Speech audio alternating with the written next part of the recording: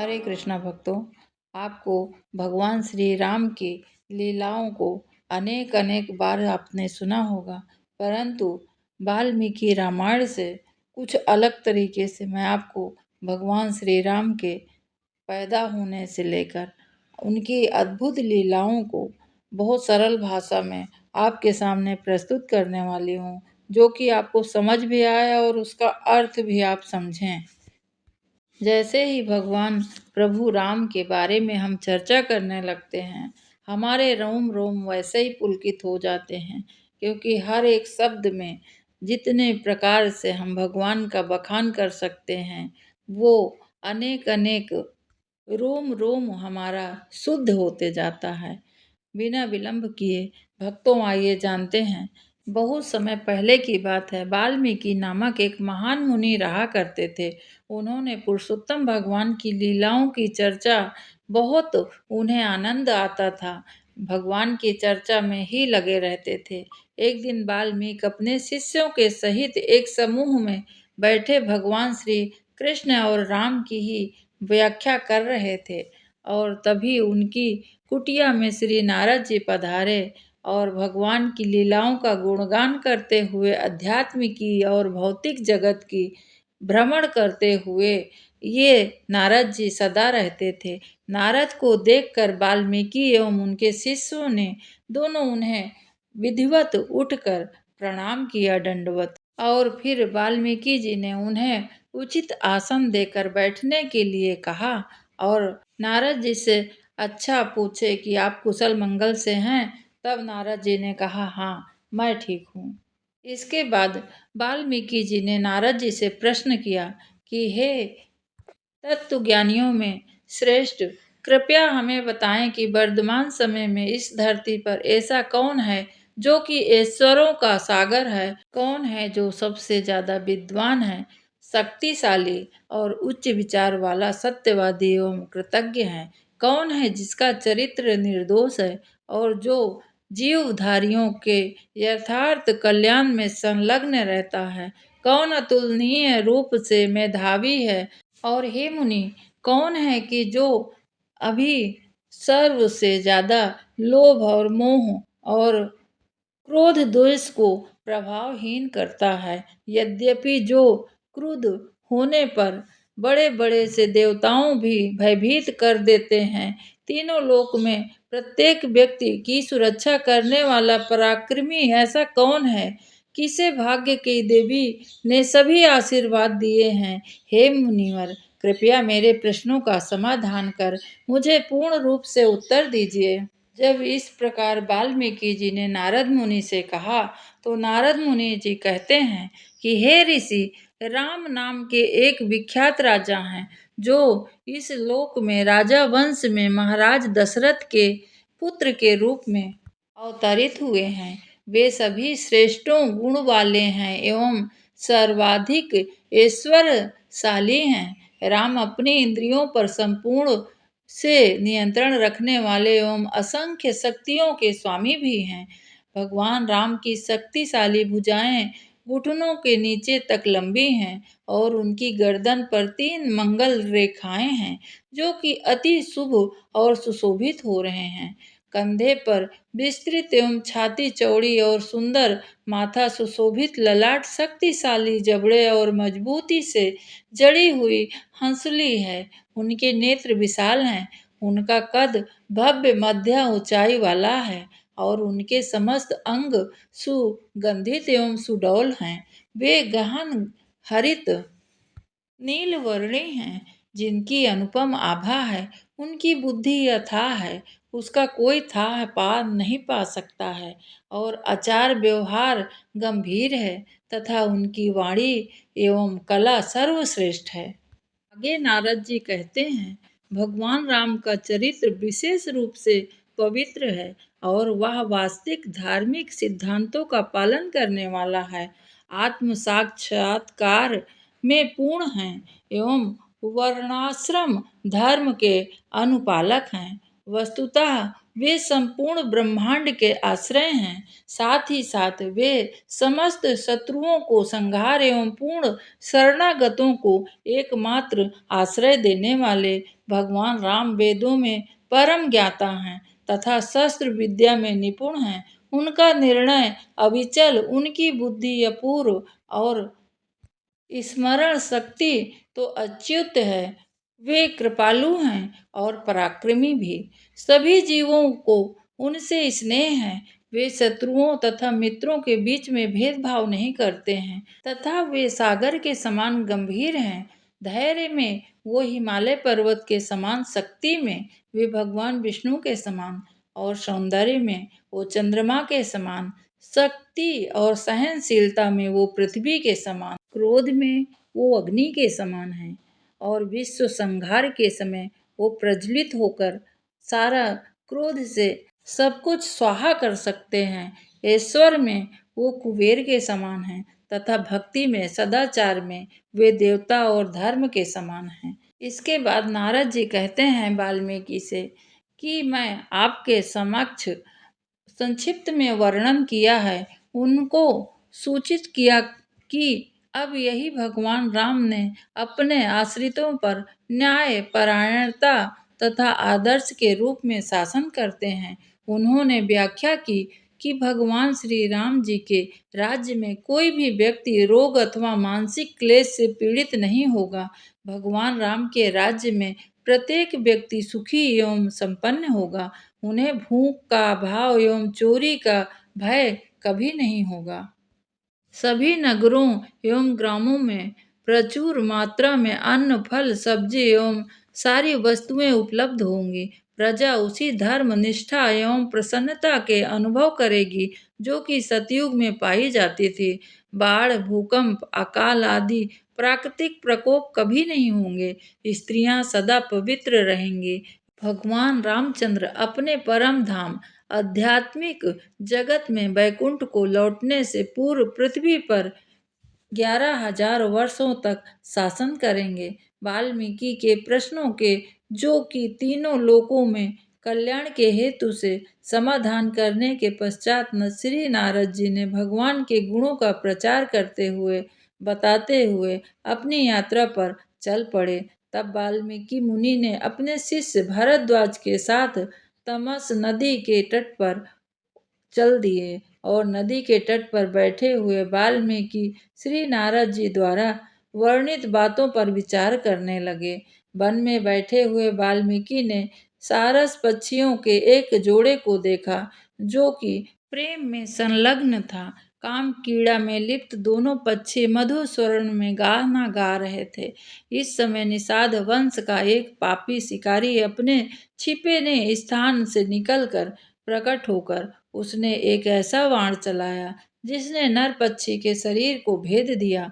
पक्षी की पीड़ा इतनी थी कि वह जमीन पर गिर पड़ा और अपने पति को पीड़ा के शरीर को ऐंठते हुए देखकर धाराशाही देखा। मादा ने पक्षी अकस्मात चरम इंद्रिय सुख से वेदना की गहरी खाई में वो गिर गई और बहुत रोने लगी। जब वाल्मीकि ने यह दुस्सह दुख देखा तो उनके हृदय में दया का भाव उमड़ पड़ा। निषाद के इस हिंसक कृत्य के लिए अत्यंत पापपूर्ण जानकर वाल्मीकि ने क्रोध में आकर शिकारी को श्राप देते हैं और कहते हैं, अरे पक्षियों के हत्यारे, अपनी मादा यौन तुष्टि में संलग्न होते निर्दोष जीव को तुमने मार दिया और इसको अनंत काल तक मानसिक शांति तुम्हें प्राप्त नहीं होगी। जैसे ही वाल्मीकि ने यह श्राप दिया, उन्हें अपने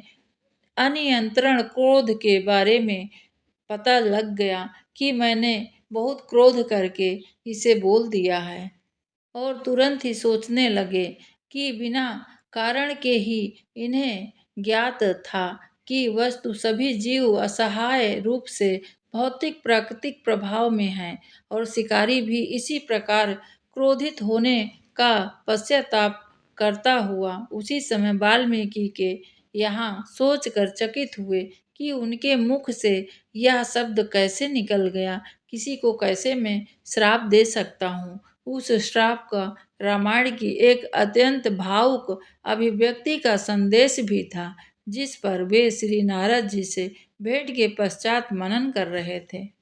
और उसी समय श्री वाल्मीकि जी से 4 पंक्तियों की एक कविता उभर गई, और जिसमें प्रत्येक पंक्ति में एक 8 अक्षर का शोक से यह आश्चर्यजनक श्लोक उभर गया, क्योंकि करुणा के बिना यथार्थ काव्य के अभिव्यक्ति की कोई भी संभावना नहीं होती है।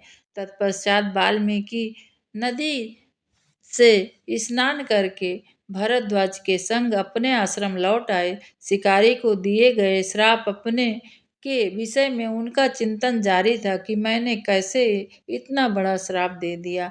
भगवान ब्रह्मा अपने निवास से, जो कि इस ब्रह्मांड के सर्वोच्च लोक में है, वो वहाँ आनंद एवं आश्चर्य से व्याकुल और वाल्मीकि की ब्रह्मांड में सर्वप्रथम जन्म लेने वाले व्यक्ति का अभिनंदन करने के लिए उठ खड़े हुए। और जब ब्रह्मा भगवान वाल्मीकि के समक्ष उपस्थित हुए, तब उन्होंने श्री ब्रह्मा को सादर प्रणाम किया तथा अत्यंत श्रद्धा एवं आदर से उनकी पूजा की। इसके पश्चात भगवान ब्रह्मा ने समस्त जीवों को पूरज हैं और वो जो सभी के हृदय को समझने वाले हैं, उन्होंने कहा, हे भाग्यवान मुनि, हे वाल्मीकि, कृपया यहाँ विचार शोक ना करें। आप शिकारी को श्राप देकर अनुचित कार्य किया है। वास्तव में जो शब्द आपने क्रोध में आकर कहा है, वह मेरे द्वारा महान कार्य को करने के लिए संपन्न करने की प्रेरणा प्रदान करने के उद्देश्य से ही तुम्हारे मुंह से उच्चरित हुए हैं। वह शब्द आपके अपने नहीं थे। भगवान श्री रामचंद्र जी के जीवन की कथा महान अलौकिक दिव्य लीलाएं हैं, जो कि विश्व के परम कल्याण हेतु हैं। इनकी रचना करें आप। इस तरह वाल्मीकि को श्री ब्रह्मा जी ने कहा कि चिंतन ना करो, क्योंकि मेरे आशीर्वाद से जो शक्ति, जो कुछ भी तुम्हें ज्ञात नहीं है, वह तुम्हारे हृदय में स्पष्ट रूप से विविध हो जाएगा। इस प्रकार मेरी कृपा से तुम्हारे द्वारा रचित रामायण की कथा त्रुष्टि रहित होगी। वाल्मीकि की यह आशीर्वाद देकर भगवान ब्रह्मा जी अपने दिव्य हंस पर बैठकर वहां चले गए और अंतर ध्यान होकर अपने लोक पहुँचे, अपने धाम की ओर चल दिए। भगवान ब्रह्मा के निर्देशा अनुसार भगवान रामचंद्र जी की लीलाओं का ज्ञान प्राप्त करने हेतु ध्यान मग्न वाल्मीकि फिर से हो गए। इस तरह वाल्मीकि रामायण का रचना करने लगे, और महाकाव्य को पूर्ण करने के पश्चात वे सोचने लगे कि इस काव्य की शिक्षा कैसे दी जाए, जो इसे कंठस्थ कर ले, विश्व भर में इसका प्रचार करे। जब वाल्मीकि इस प्रकार चिंता मग्न थे, तब उनके शिष्य लव और कुश, जो कि ऋषियों के भेष में थे, उनके सम्मुख प्रस्तुत हुए और उन्होंने दिनचर्या के अनुसार उनके चरण स्पर्श किए। वनवास के पश्चात सीता इन जुड़वा भाइयों को यहाँ जन्म दिया था, और तब वे दोनों वाल्मीकि की देख रेख में ही रहने लगे थे। सीता जी को विवशता पूर्वक त्याग दिया था, और अयोध्या की प्रजा ने 10 शीश वाले राक्षस रावण के द्वारा स्पर्श किए जाने पर उनकी पवित्रता पर संदेह किया था। इस प्रकार विवश होकर राम जी ने उनको वन भेज दिया था। वहां दोनों पुत्र लव और कुश तीव्र स्मरण शक्ति एवं संगीत की कला के धनी थे। वे इनसे अतिरिक्त वे वेदों में भी निपुण थे। देखने में बिल्कुल अपने पिताजी के समान सुंदर एवं सारी कलाओं में वो दक्ष थे। इस प्रकार वाल्मीकि ने पाया कि दोनों रामायण की शिक्षा प्राप्त करने हेतु बहुत योग्य हैं। तत्पश्चात वाल्मीकि ने लव एवं कुश को ध्यान पूर्वक संपूर्ण रामायण का अध्ययन करवाने लगे। उन जुड़वा भाइयों ने संपूर्ण रामायण कंठस्थ कर ली। वाल्मीकि की शिक्षाओं का पालन करते हुए दोनों भगवान श्री रामचंद्र जी की अद्भुत लीलाओं का महान मुनियों, विद्वानों एवं ब्राह्मणों के सामने शुद्ध हृदय वाले अन्य धार्मिक व्यक्तियों को सुनाना। ब्राह्मणों को लव कुश की प्रशंसा की और उन्होंने बहुमूल्य उपहार को उनको ब्राह्मणों ने उन्हें पुरस्कृत किया और उसी दिन से लव और कुश विश्व भर में भ्रमण करने लगे और महाकाव्य रामायण की कथा सुनाने लगे। इस प्रकार भ्रमण करते हुए वे अंत में अयोध्या पहुंचे। वहां भगवान रामचंद्र जी ने उन दोनों बालकों को नगर में ऋषियों के वेशभूषा में घूमते हुए देखा। अपनी दिव्य लीलाओं के उनके द्वारा सुंदर ढंग से वर्णन किए जाने की प्रशंसा सुनकर भगवान राम ने बहुत प्रसन्न होकर अपने महल में उन्हें बुलाया, कथा सुनाने के लिए आमंत्रित किया एवं उनके पुत्र थे। तब भी उन्होंने उन दोनों को नहीं पहचाना। इन जुड़वा मुनियों का आदर पूर्वक स्वागत करने के पश्चात भगवान राम ने उन्हें अपनी राजसभा में आमंत्रित किया। भगवान राम ने देखा कि ये बालक दोनों भले साधु के भेष में हैं, तथापि इनका भेष भले साधु का है, लेकिन इनके लक्षण क्षत्रियों के जैसे लगते हैं। तब राम ने अपने भ्राताओं भरत और लक्ष्मण शत्रुघ्न से कहा, हे रघुवंशियों में श्रेष्ठ, इस सुंदर कथा का श्रवण करो। यद्यपि ये दोनों नायक तपस्वी के भांति भी दिखते हैं, तो भी से इनके लक्षण महान शासकों के जैसे हैं।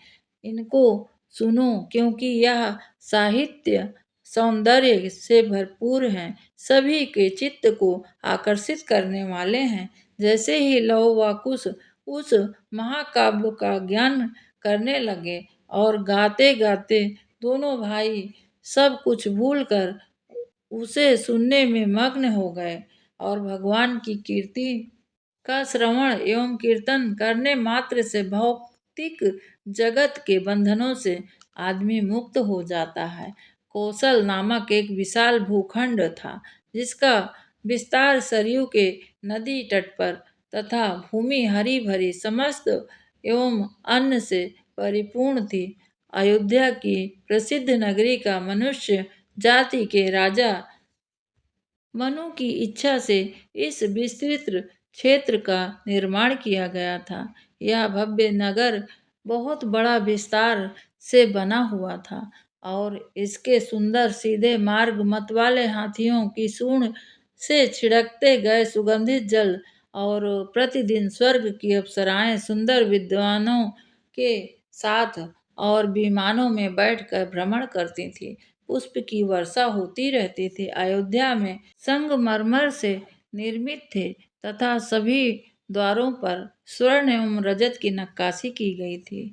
जहाँ भगवान श्री राम जी का जन्म होगा, उस जगह की कैसे कोई व्याख्या कर सकता है।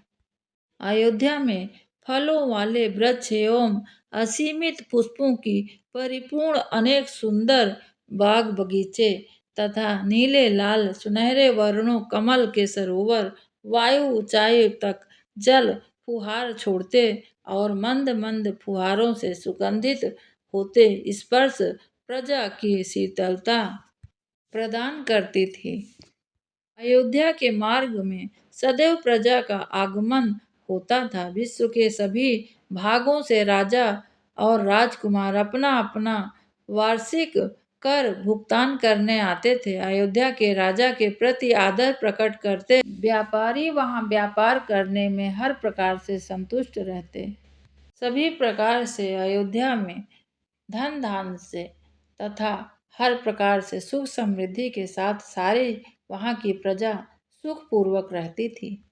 इस प्रकार कई प्रकार से वैभवशाली एवं सम्मानित होने के पश्चात भी राजा दशरथ हमेशा अप्रसन्न और अनेक प्रयासों के पश्चात भी उनकी कोई वंश परंपरा को कायम रख सकने वाला कोई पुत्र प्राप्त न हुआ। अत्यंत बहुत दुस्सह दुख सहते तथा तत्पश्चात दशरथ ने पुत्र प्राप्ति हेतु अश्वमेध यज्ञ का करने का निर्णय लिया।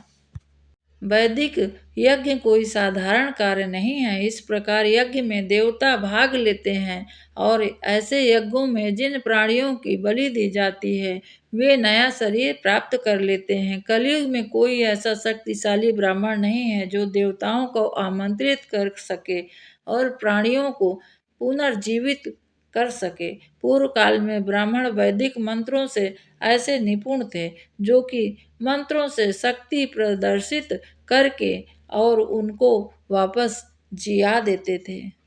दशरथ जी के पुरोहित को बुलवाने की आज्ञा दी। जब वशिष्ठ एवं वामदेव मुनि सहित ब्राह्मण वहां पहुंचे तब महाराज दशरथ ने उन्हें संबोधित करते हुए कहा, हे द्विज श्रेष्ठ, अनेकों वर्षों से मेरे पुत्र प्राप्ति की मनोकामना है, परंतु मेरे सभी प्रयास निष्फल होते जा रहा है।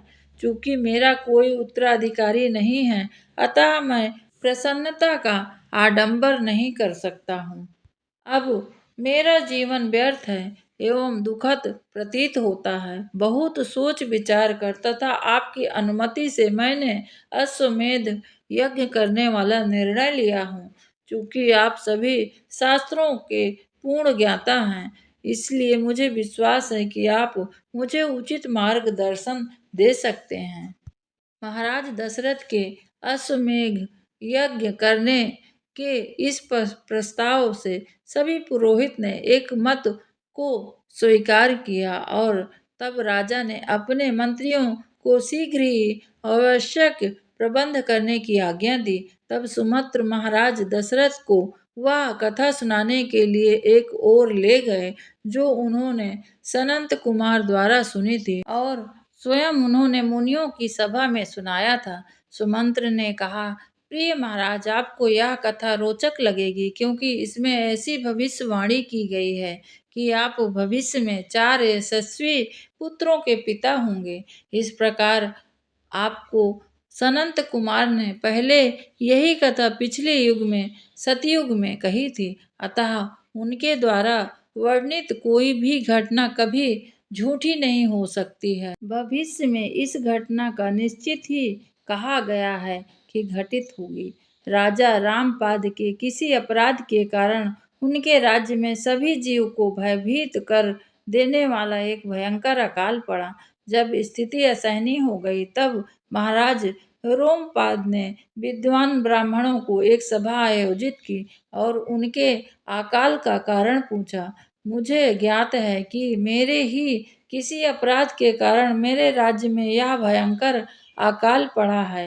हे द्विज श्रेष्ठों, चूंकि आपका ज्ञान असीम है, कृपया मेरे द्वारा किए गए अपराध का कोई उचित प्रायश्चित बतलाएं। ब्राह्मणों ने उत्तर दिया, हे राजन, यहाँ मृगी ऋषि एक महान ब्राह्मण मुनि थे जो वन में निवास करते थे। मृगी ऋषि कश्यप के पुत्र हैं और उनके पुत्र त्रस्यशृंग नाम का यह पुत्र थे और उन इससे यह पता चलता कि उनके सिर पे सींग थे। यदि आप इस ऋषि को पुत्र अपने राज्य के लाकर उनसे अपनी पुत्री शांता का विवाह करा दें तो अकाल तुरंत समाप्त हो जाएगा। यह सुमंत्र अपने राजा दशरथ जी से कह रहे हैं। तब शांत वास्तव में महाराज दशरथ जी की पुत्री थी, किंतु राजा के निसंतान मित्र रोमपाद को उन्होंने आग्रह पर अपने पुत्री को गोद दे दी थी। अकाल समाप्त करने के उपाय जानकर राजा अत्यंत प्रसन्न हुए, किंतु जब उन्होंने पुरोहितों से त्रिशंग से आमंत्रित करने के आग्रह किया तब उन्होंने उस प्रस्ताव को अस्वीकार करके ब्राह्मणों ने बताया कि हे राजन, हमें भय है कि यदि हम मृगी ऋषि के पुत्र को बिना उनके अनुमति हरण करके घर ले आएंगे तो भी वो हमें श्राप देंगे और वो एकांत में किसी स्थान पर अपने पुत्र को रखे हुए हैं।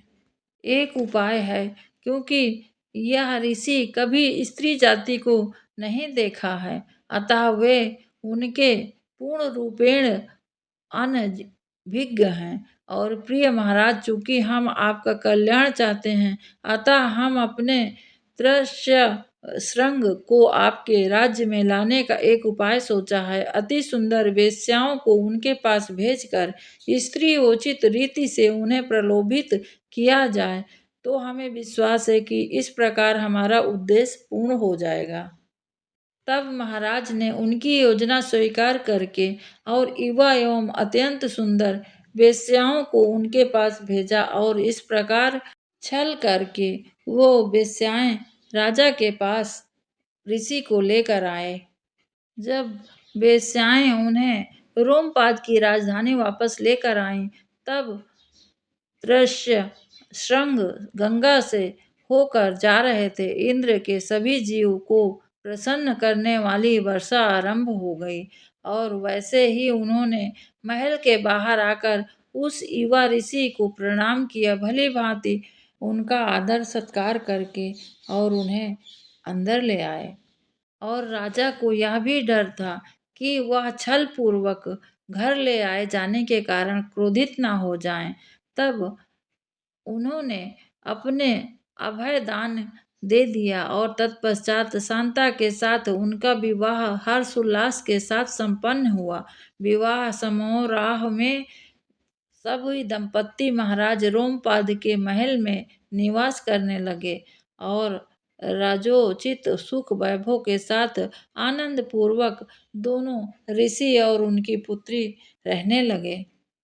और इस प्रकार सुमित्र ने अपनी कथा समाप्त करते हुए राजा दशरथ से कहा, हे राजन, सनंत कुमार ने भविष्यवाणी की थी कि आप अपने मित्र रोमपाद से सहायता लेंगे एवं उनसे आग्रह करेंगे कि वे कौशल राज्य में आकर दृश्य श्रृंग को अश्वमेध यज्ञ संपादित करने की आज्ञा दे। ऐसा भी कहा गया है कि अश्वमेध यज्ञ संपादन के पश्चात 4 अतुलनीय पुत्रों की प्राप्ति द्वारा आपकी कामना जरूर पूर्ण होगी।